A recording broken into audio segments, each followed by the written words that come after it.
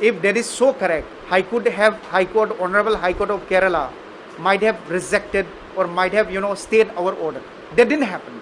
So you please see it in deep, when you do a proper analysis of that particular time.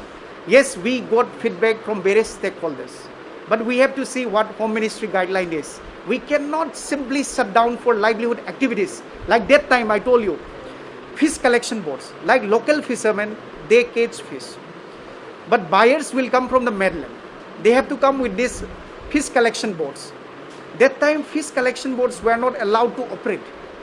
Suppose for Manjus, private vessels, they were supposed to take lots of construction materials, essential items for the family requirements. That time Manjus were not permitted. Flight was not permitted. Tourists were not permitted. So various essential services were not permitted during that time. So considering the MHA guidelines, considering all aspects, we said, yes, mandatory quarantine will be done the way with, but if they want to do voluntary quarantine, they can do it. And in many islands, they have done voluntary quarantine. It's not just about the SOP. I will give you a simple example.